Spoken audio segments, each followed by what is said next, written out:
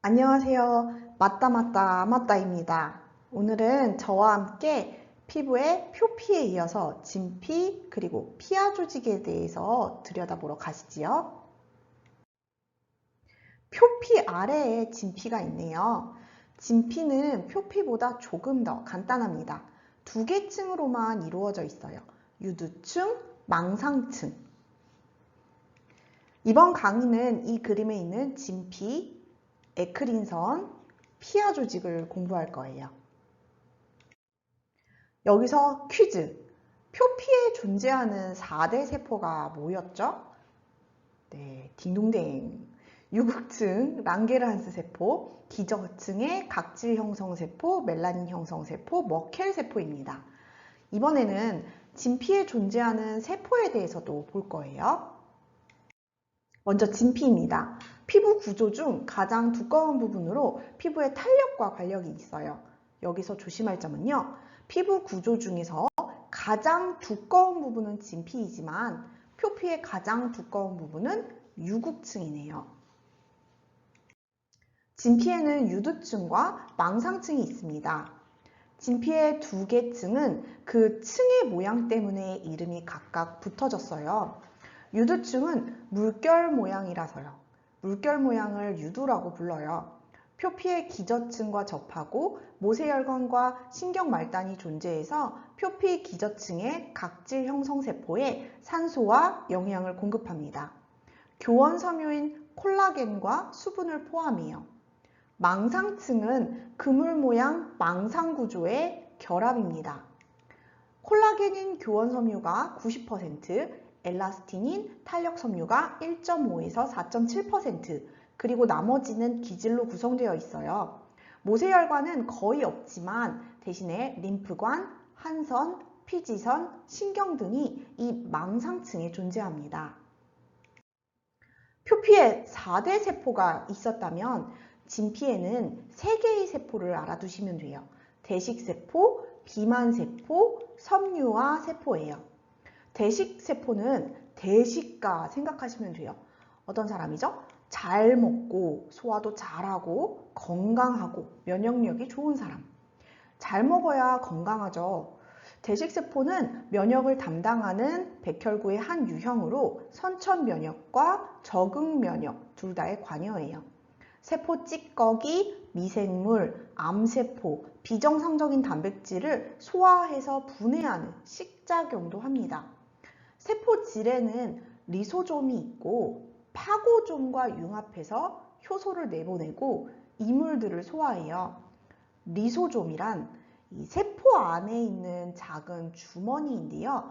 여기에 단백질 분해 효소가 들어있어요. 그래서 이 리소좀이 파고좀과 만나서 효소를 내보내고 오래돼서 못 쓰는 세포 소기관을 파괴하기도 하고 바이러스나 박테리아 같은 외부 물질을 파괴하기도 해요. 파고좀은 포식소체라고도 불리는데요. 세포 내부에 존재하는 미세한 소기관으로 일종의 감염력을 갖고 병원체를 파괴하는 면역 기능을 합니다. 비만세포는 동물 결합 조직에 널리 분포하고 염증 반응에 중요한 역할을 해요. 백혈구의 일종으로 히스타민, 세로토닌, 헤파린 등을 생성하죠. 혈액 응고를 저지하고 혈관의 투과성, 혈압 조정 기능과 알레르기 반응에 관여해요. 마지막으로 섬유화세포입니다. 섬유화세포는 타원형의 핵을 가지고 있어요. 평평하고 길쭉한 모형의 세포질은 미토콘드리아, 골지체, 중심체, 소지방체를 포함해요. 섬유화세포에서 가장 중요한 건요. 결합조직 세포로 콜라겐과 엘라스틴을 생성한다는 거예요. 시크릿 노트 빈칸에 콜라겐과 엘라스틴이라고 적어주세요.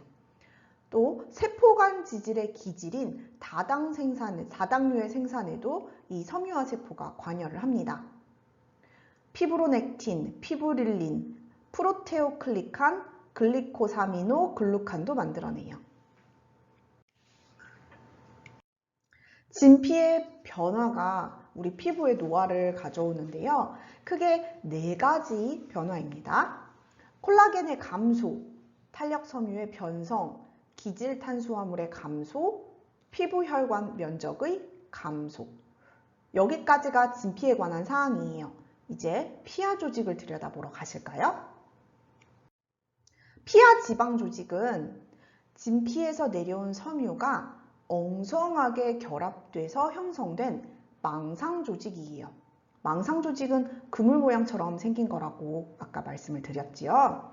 벌집 모양의 수많은 지방세포들이 자리를 잡고 있고요. 진피와 근육, 뼈 사이에 위치하고 신체 부위, 성별, 나이, 영양 상태에 따라서 그 두께가 모두 다릅니다. 다들 살 뺄 때 지방을 빼라고 하잖아요. 그 지방이 하는 역할은 이러해요. 체온 조절, 외부 충격의 완충작용, 영양소 저장 기능. 상식적으로 지방의 기능은 잘 알고 있으시죠? 진피 내에는 또 알아야 할 부속기관이 있는데요. 바로 피지선과 한선입니다. 피지선은 손바닥과 발바닥을 제외한 전신에 분포하고요. 두피, 얼굴, 가슴에 많아요. 남성 호르몬인 테스토스테론이 피지선을 자극하면 피지가 분비돼요. 이 피지는 피부와 모발에 윤기도 내주고 광도 내주고 피부를 보호하는 순기능도 있지만 너무 많으면 여드름 나는 거 아시죠? 그래서 피지 조절을 잘 하셔야 됩니다. 피지는 구성 성분이 트리글리세라이드 41%, 왁스 에스터 25%, 지방산 16%, 스쿠알렌 12%, 그 외 6%로 이루어집니다. 한선은 쉽게 생각하면 땀샘인데요. 한선은 대한선과 소한선이 있어요. 대한선은 아포크린선, 소한선은 에크린선이라고도 불려요. 피부 구조 그림에서 아까 에크린선 보셨죠? 아포크린선, 대한선은 겨드랑이, 서해부, 항문, 유두주변, 배꼽과 같은 특정한 부위에 있어요. 서해부는 어디냐면요. 의자에 앉으면 접히는 부분 있죠. 다리랑 상체랑 연결되는 그 부분과 사타구니 부분을 서해부라고 불려요. 그곳에 대한선이 위치해 있습니다. 이 대한선은 모공을 통해 땀이 나고 대한선은 그리고 찬성도는 5.5에서 6.5 정도예요. 아주 특유한 냄새가 있고 성이나 인종에 따라서 차이가 있어요.